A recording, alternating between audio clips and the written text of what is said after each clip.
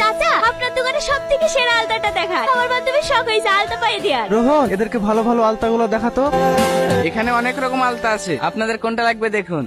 কি রে, কোথায় হারিয়ে গেলে? না না, কোথাও না। আচ্ছা, তুমি তো অনেকদিন থেকে এই দোকানে আছো, আমাকে তোমার পছন্দের একটা আলতা খুঁজে দাও। আমাদের দোকানের সব আলতাই সুন্দর, আপনি যেটা পরবেন সেটাই আপনাকে সুন্দর লাগবে। তুমি আমাকে আপনি আপনি করছো কেন? আমার নাম সাথী, তুমি আমাকে তুমি করে বলবে। তুমি কে মা? আগে তো তোমাকে কখনো দেখিনি।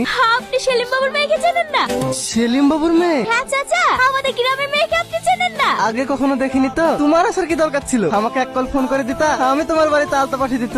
না না চাচা, আপনাকে যেতে হবে না। আমার যখন ইচ্ছা হবে আমি নিজে আপনার দোকানে এসে পছন্দ মতো জিনিস নিয়ে যাব। ঠিক আছে মা, তোমার যখন ইচ্ছা তুমি তখন আসবা। এই আলতাটার দাম কত? আরে না না, টাকা লাগবে না। হে রোহন, এটা সুন্দর করে প্যাকেট করে দে। আমার এলাকায় আমি হুঙ্কার দিলে আগে ঘুরতে এক ঘাটে জল খায়, আর তুই সেই সেলিমের বন্ধুর মেয়ের হাত তুই টেনিসি। তোর এত বড় বুকের কলিজা! সত্যি আমি জানতাম না এটা আপনার বন্ধুর মেয়ে। আমার ইচ্ছা করছে তোর এই হাতটা কেটে আমি কুকুরকে খাই। আমাকে এবারকার মতো ক্ষমা করে দে, আমি এরকম কাজ জীবনে করবো না। ক্ষমা? অন্যায় করি তো আমার কাছে ক্ষমা চাচ্ছি? এই কালু যা, জুতোর মালাটা পরিয়ে এই গ্রাম থেকে ঘাট ধাক্কা দিয়ে বের করতে।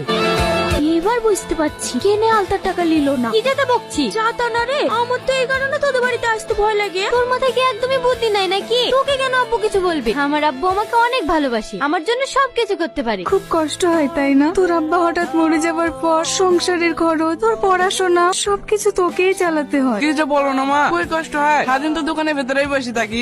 বাবু, তোর হাতে কি হয়েছে? ও কিছু না মা, আজকে দোকানে একটা মেয়ে এসেছিল আলতা নিতে, সেটা দিতে গিয়ে আমার হাতে একটু লেগে গেছে। কি হয়েছে রে তোর? সে তখন থেকে দেখছি মুসকে মুসকে হাসছি। আজ আমি একটা সহজ সরল মনের ছেলেকে দেখলাম, ওর মুখের দিকে তাকালেই না কেমন জানি একটা মায়া জন্ম নেয়। এসব আবার কি সিনেমা ডায়লগ দিছি? সিনেমা না মা, আমি যখন ওই ছেলেটাকে দেখলাম ওর চোখের দিকে তাকালে কেমন কেমন একটা হচ্ছিল জানো। এসব কথা যদি তোর আব্বু শোনে তাহলে কি হবে ভেবেছিস তো? তাড়াতাড়ি আয় মায়া, স্কুল তো 10:30টায়, এখন বাজছে 9টা। আমি একটু স্টেশনের দোকানে যাবো, তুই তাড়াতাড়ি চ। স্টেশনের দোকানে আবার কি করতে যাবি? এত প্রশ্নের উত্তর আমি দিতে পারবো না। তুই আমার সাথে যাবি কিনা বল, সত্যি করে বল। তুই ওই ছেলেটার প্রেমে টেমে পড়িস নি তো? আমি এসব কিছু বলতে নাই। তোর আব্বা যদি জানতে পারে আমাকে জানতে বলতে ফেলবি। আরে যত। আরে সাথী মা, তোমার কিছু লাগবে নাকি? কি হলো মা, কি খুঁজছো? রোহন কোথাও গিয়েছে নাকি চাচা? ওর খুব জ্বর তো, তাই কাজে আসতে পারেনি। ওর জ্বর এসছে, ওর বাড়ির ঠিকানাটা একটু বলেন না চাচা। তুমি ওর বাড়ির ঠিকানা লিখি করবা?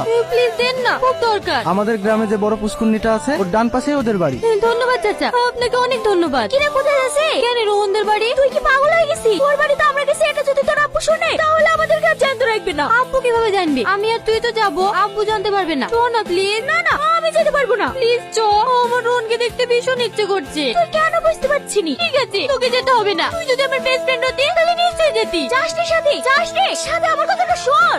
বাড়িতে কেউ আছে? কেউ নাই মনে হয়, চো আমরা চলে যাই। কে তোমরা? কে মা? তোমাদেরকে তো ঠিক চিনতে পারলাম না। পাশের গ্রামে আমাদের